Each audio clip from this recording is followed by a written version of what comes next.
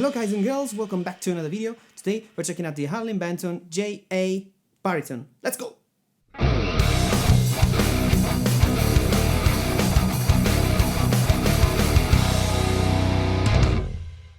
So, we got this beautiful baritone guitar today.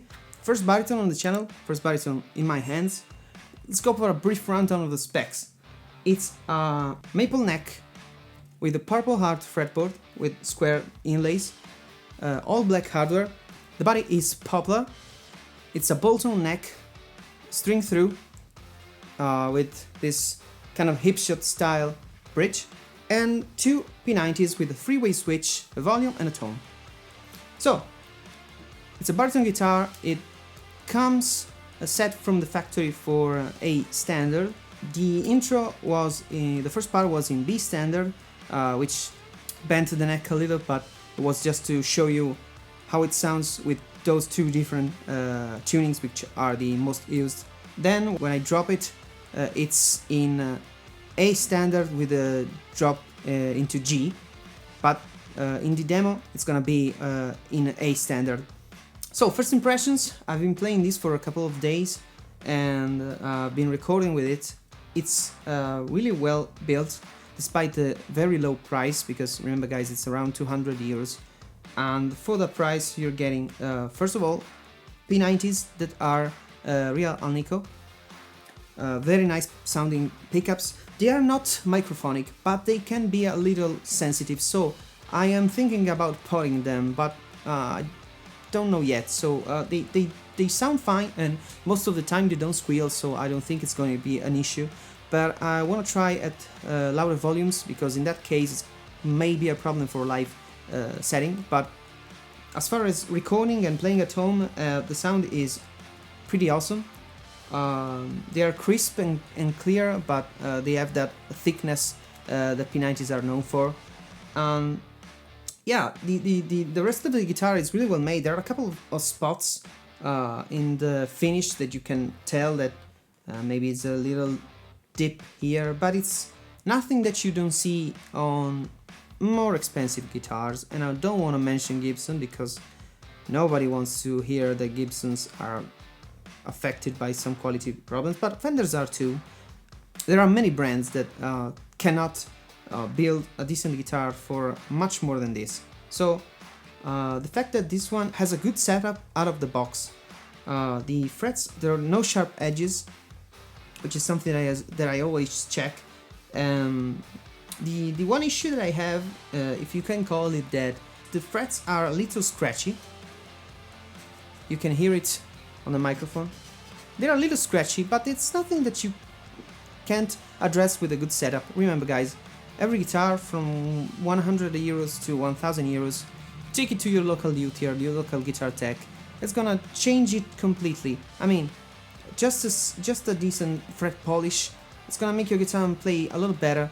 In this case, it's just an issue when you are doing some vibrato on the strings, which is something that you probably won't do that often on a baritone guitar, especially considering that the G string is wrapped. But yeah, just a minor issue that I'm gonna address in the future, but and this is how it is out of the box. So now, enough talking, let's hear it, and then we'll come to the conclusion.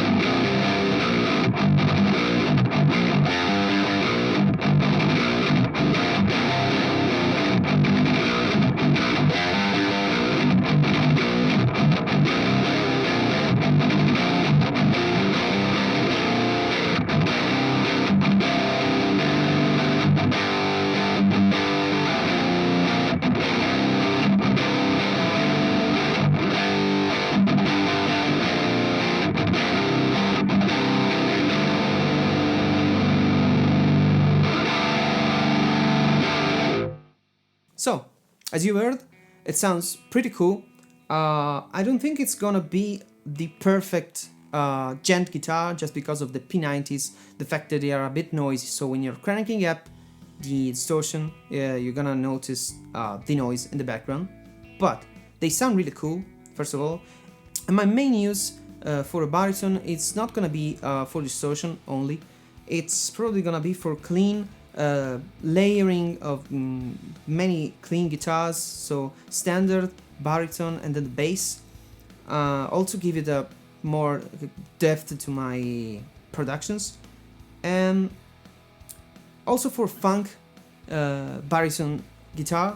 It's a thing that I fell in love from Mark Lettieri and stuff like that, and so I needed a baritone. And P90s sound awesome for that because you compress them a little bit with the compressor, and yeah, they are pretty cool for that stuff. It is also slightly inspired, let's say, by the Squier baritone jazz master that came out a few years ago.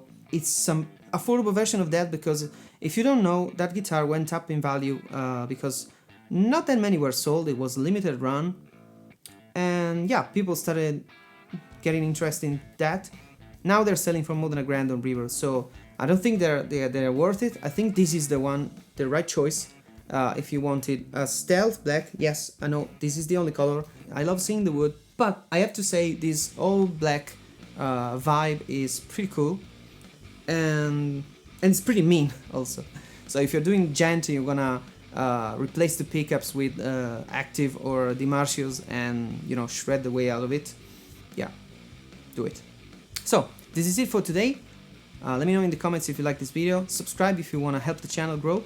Follow me on Instagram if you like. And yeah, I'll catch you in the next one. See ya!